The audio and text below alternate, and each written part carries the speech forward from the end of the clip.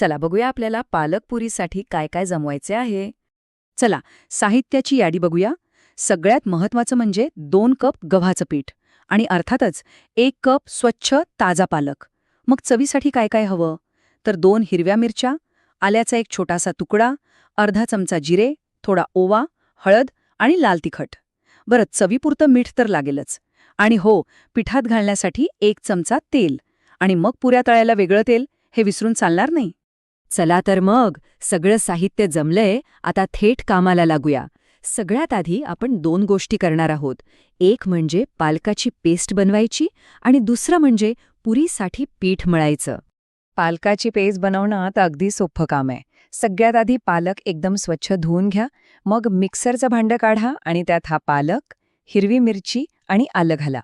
आणि आता एक महत्त्वाची गोष्ट, पाणी अगदी कमी म्हणजे शक्यतो न वापरता याची एकदम बारीक पेस्ट करून घ्यायची आहे. आता वळूया पिठाकडे. एक मोठं भांडं किंवा परात घ्या. त्यात 2 कप गव्हाचं पीठ घाला. आता सगळे मसाले घालूया, म्हणजे जिरे, ओवा, हळद, लाल तिखट आणि हो, चवीनुसार मीठ. 1 चमचा तेल पण घालायचंय मोहण्यासाठी. आता हे सगळं कोरडं मिश्रण एकत्र करून घ्या आणि मग त्यात आपली तयार पालकाची पेस्ट घालायची. आणि बस, पीठ मळायला सुरुवात. आता 1 मिनिट थांबा. ही सगळ्यात महत्त्वाची टीप आहे. पुरी कुरकुरीत कशी होणार, त्याचं सगळं गुपित इथे आहे. पीठ हे नेहमी थोडं घट्ट मळायचं. लक्षात ठेवा, जर पीठ सैल झालं ना, तर पुऱ्या तेलकट होतील, मऊ पडतील आणि हव्या तशा टम्म फुगणार पण नाहीत. त्यामुळे पीठ घट्टच हवं. बरं, पीठ मळून झालं की लगेच लाटायला घ्यायची घाई करायची नाही. त्याला थोडा आराम द्या. एका भांड्यात ठेवून वरून झाका आणि फक्त 10 मिनिटं बाजूला ठेवून द्या.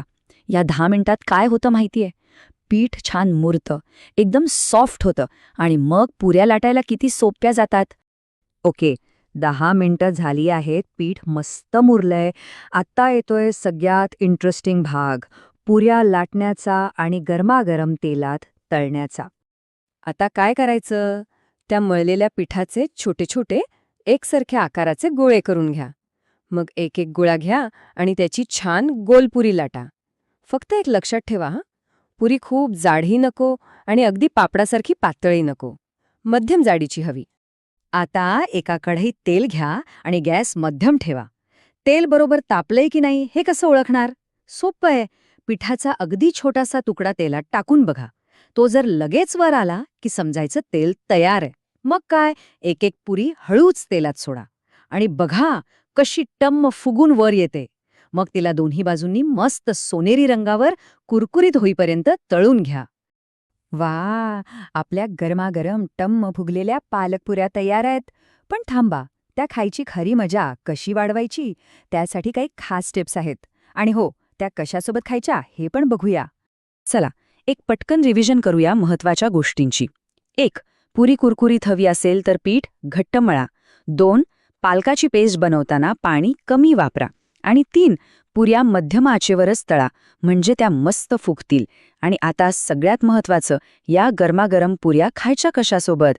तर बटाट्याची भाजी, एखादा तिखट लोणचं किंवा थंडगार दही. आहाहा, काय मस्त लागतं.